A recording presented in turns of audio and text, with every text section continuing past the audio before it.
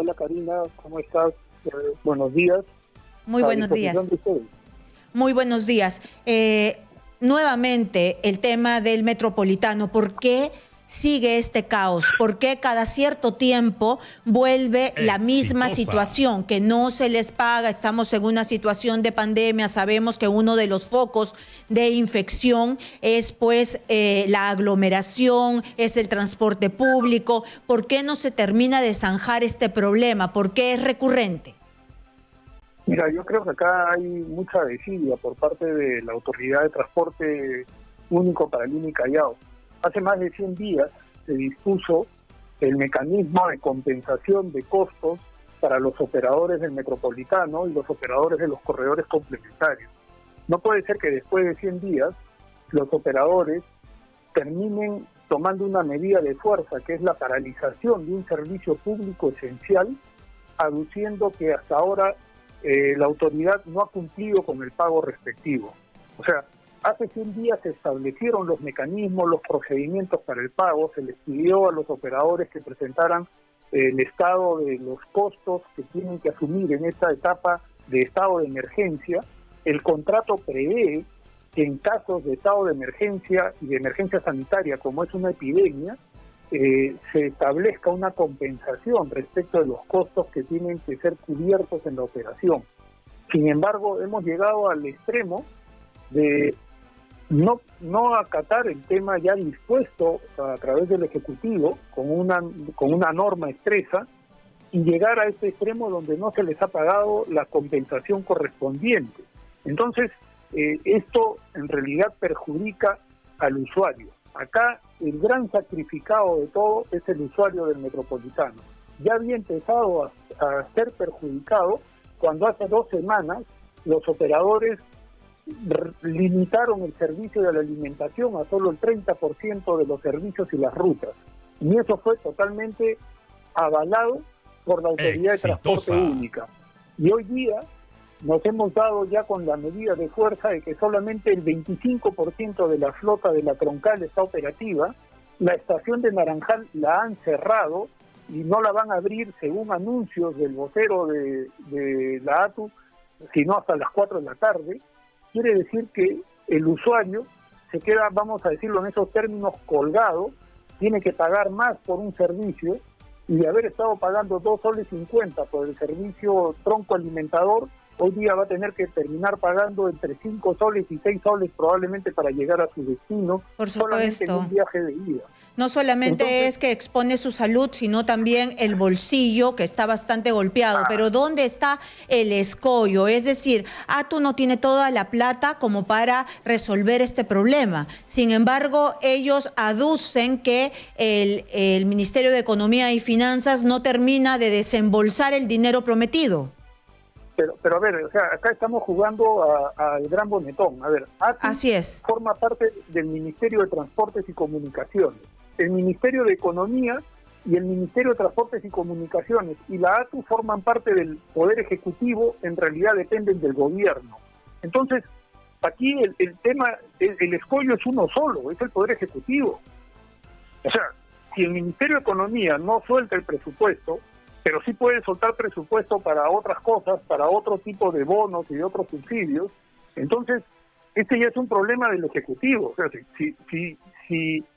si yo soy ministro de Transporte y tengo este problema desde hace más de 100 días, voy a mi sesión de consejo y en sesión de consejo tengo que meterle presión al ministro de Economía. No puede ser que el Ministerio de Economía tenga también la desidia de en 100 días no establecer las medidas presupuestales para cubrir esa compensación económica, que además no es un invento, está dentro de un contrato y está respaldada por un decreto supremo. Entonces, ¿de qué estamos hablando? Claro, Entonces, se está tirando la pelota de un lado para otro. ¿ATU ha servido para algo? ¿Ha mejorado el tema? ¿O es que es pura burocracia? Mira, yo lamentablemente fui una de las personas que en algún momento tuve muchas expectativas y muchas esperanzas con tener una autoridad única de transporte para Lima y Callao, pero hasta ahora, después de 2 años de creación de la autoridad y después de que tiene ya más de 1 año en funciones, no hay ni se vislumbra ningún tipo de norte técnico que solucione o que al menos le proponga a la ciudad de Lima un sistema integrado de transporte. Nosotros no sabemos cuándo, en qué plazo se van a ejecutar las 6 líneas de tren que están previstas para Lima.